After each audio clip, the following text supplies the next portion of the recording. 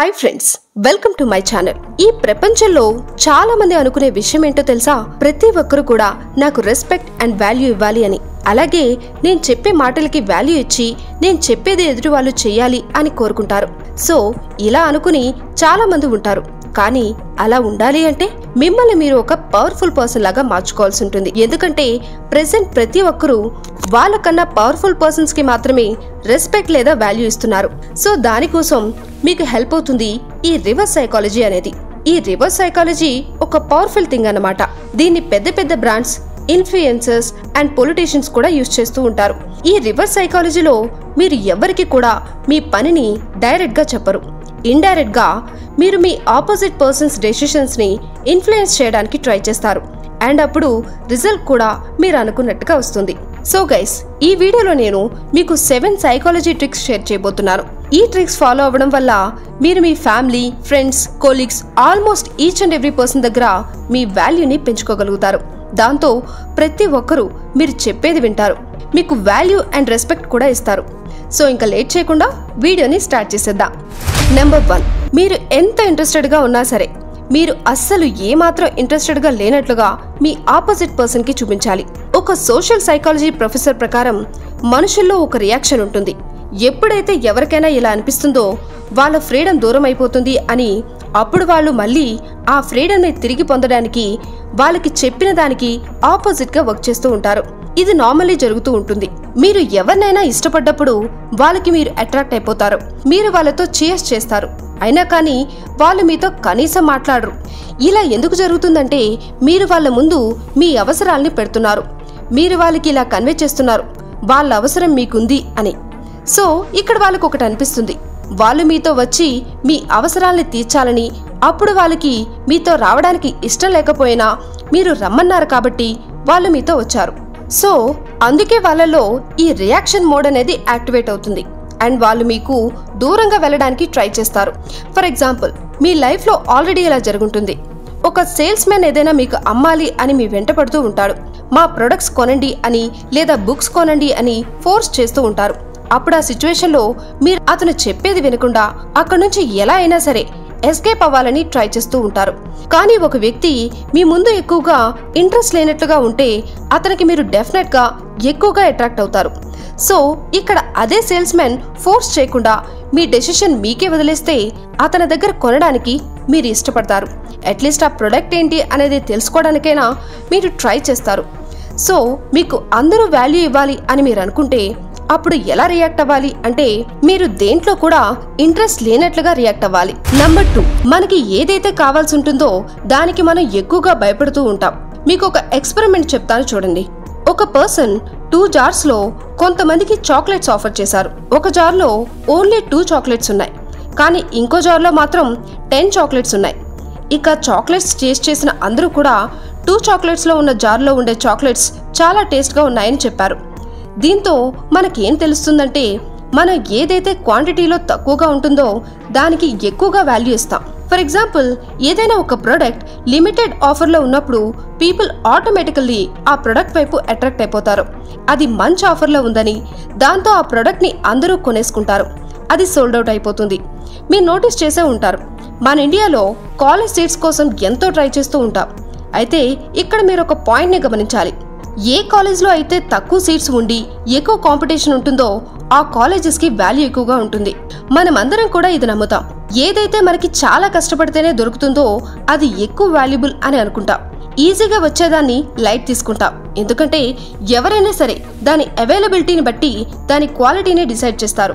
ఒకవేళ మీరు కూడా ఈ కాన్సెప్ట్ ని మీ లైఫ్ లో యూజ్ చేయాలి అని అనుకుంటే అండ్ గుడ్ రిలేషన్షిప్ ని బిల్డ్ చేసుకోవాలి అని అనుకుంటే అప్పుడు మీరు మీ అవైలబిలిటీని తక్కువ చేసుకోండి. అంటే ఎప్పుడు కూడా ఖాళీగా ఉండకుండా ఒకరి కోసం అవైలబుల్ గా ఉండకండి. దానివల్ల మీ వాల్యూ పెరుగుతుంది. ఎప్పుడైతే మీరు ఒకరి కోసం అవైలబుల్ గా ఉన్నారో అప్పుడు వాళ్ళు మీకు ఇవ్వాల్సిన వాల్యూ అస్సలు ఇవ్వరు. నెంబర్ 3, చాలా మంది ఈ రెస్టారెంట్స్ లో చాలా రకాల రీసెర్చ్ చేశారు అండ్ మీరు కూడా ఇది నోటీస్ చేసే ఉంటారు. ఎప్పుడైతే మీరు రెస్టారెంట్ కి వెళ్తారో వెయిటర్ బిల్ తీసుకుని వస్తాడు అండ్ బిల్ తో పాటు ఒక కాంప్లిమెంటరీ స్పెషల్ ఐటమ్ ని తీసుకొస్తాడు అండ్ అది మీకు ఫ్రీగా ఇస్తాడు. లైక్ అది స్వీట్ కావచ్చు, సోంప్ కావచ్చు, ఏదైనా ఒక ఐటమ్ వెయిటర్ మీకు ఇస్తాడు. ఇక్కడ వెయిటర్ మనకు ఒక ఐటెం ఇస్తే వెయిటర్ కి మనం ఇచ్చే టిప్ ఆల్మోస్ట్ 4% వరకు పెరుగుతుందట.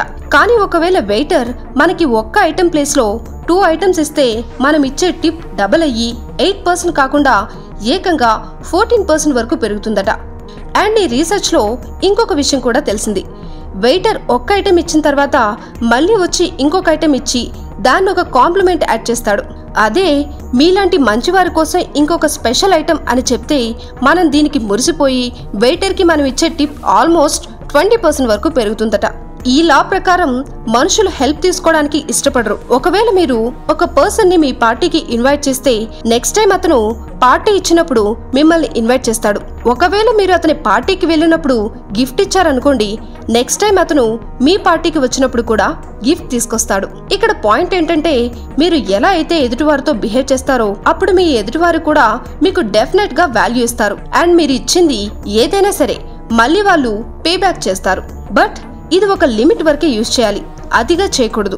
నెంబర్ 4, చాలా మంది వాళ్ళు చేసిన పని రాంగ్ అని ఒప్పుకోరు.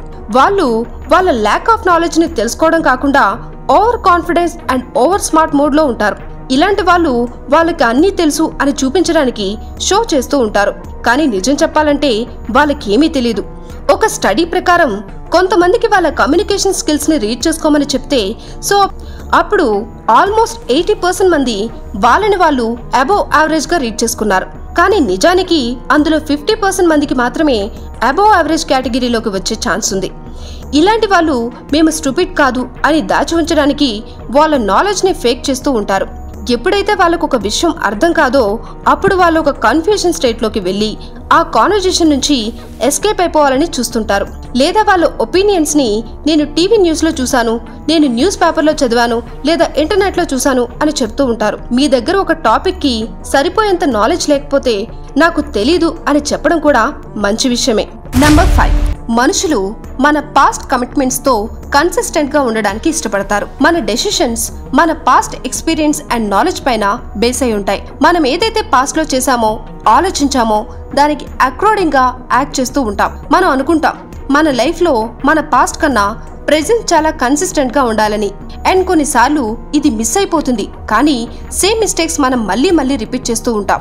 ఫర్ సపోజ్ మీతో ఎవరైనా సరే ఒక చిన్న సింపుల్ టాస్క్ చేయించగలిగితే అప్పుడు అదే వ్యక్తి మిమ్మల్ని కొంచెం పెద్ద టాస్క్ చేయమని అడిగితే మీరు చేయడానికి ఇది బేసిక్ హ్యూమన్ నేచర్. మీరు కూడా ఈ ఆపర్చునిటీని యూజ్ చేయొచ్చు. ఎవరైనా ఒక కమిట్మెంట్ తీసుకుంటే అప్పుడు అతను ఆ డెసిషన్ ని కరెక్టే అనుకుంటూ ఉంటాడు. అండ్ ఆ టైంలో అతను ఇది కరెక్టా లేదా రాంగా అనేది డిసైడ్ చేసుకోలేకపోతాడు. ఎందుకంటే అతను తన కమిట్మెంట్ తో కన్సిస్టెంట్ గా ఉండాలి అని అనుకుంటాడు. ఫర్ ఎగ్జాంపుల్, ఎవరైతే వాళ్ళ వెయిట్ లాస్ అవ్వడానికి కమిట్మెంట్ తీసుకుంటారో అప్పుడు వాళ్ళకి చెప్తారు మీ వెయిట్ ని డైలీ చెక్ చేసుకోవాలి అని. ఎందుకంటే అతను తన కమిట్మెంట్ ని ఎంత కన్సిస్టెంట్ గా ఫాలో అవుతున్నాడో తను తెలుసుకోవడానికి. నెంబర్ 6, మన డైలీ లైఫ్ లో చూస్తూనే ఉంటాం ఎలా మనుషుల్ని ఒకరినొకరు చూసుకుని ఒకరినొకరు ఫాలో అవుతారు అనేది. దీన్ని హార్ట్ బిహేవియర్ అంటారు. మన హ్యూమన్ మెంటాలిటీ ఎలా ఉంటుందంటే ఎప్పుడైతే మనం ఎక్కువ మంది ఏదైనా ఒక పని చేస్తూ ఉంటే దాన్ని మనం ఏమీ ఆలోచించకుండా అది మంచిదా లేదా చెడ్డదా అని ఆలోచించకుండా వాళ్ళని ఫాలో అవుతూ ఉంటాం. ఇందులో మన చుట్టుపక్కల ఉన్న వారు మనల్ని ఆ పని చేయడానికి మోటివేట్ చేస్తారు. ఇది ఒక రకంగా ప్రెజర్ లాంటిది. ఇందులో మనకు ఒక ఫీలింగ్ వస్తుంది, అందరూ ఆ పని చేస్తున్నప్పుడు ఈ పని కరెక్టే కదా అని మనం అనుకుంటాం. ఫర్ ఎగ్జాంపుల్, ఆన్లైన్లో ఒక ప్రొడక్ట్ పర్చేస్ చేయాలి అని అనుకున్నారు. అప్పుడు మీరు ఓన్లీ ఒక రివ్యూ నుండి 5 స్టార్ రేటింగ్ ఉన్న ప్రొడక్ట్ ని పర్చేస్ చేస్తారా, లేదా 5000 రివ్యూస్ ఉండి 4 పాయింట్ రేటింగ్ ఉన్న ప్రొడక్ట్ ని పర్చేస్ చేయాలనుకుంటారా? ఆబ్వియస్లీ ఎక్కువ మంది 4 పాయింట్ రేటింగ్ ఉన్న ఆ ప్రొడక్ట్ నే పర్చేస్ చేస్తారు. ఎందుకంటే ఆ ప్రొడక్ట్ ని ఆల్రెడీ ఎక్కువ మంది యూజ్ చేస్తున్నారు కాబట్టి.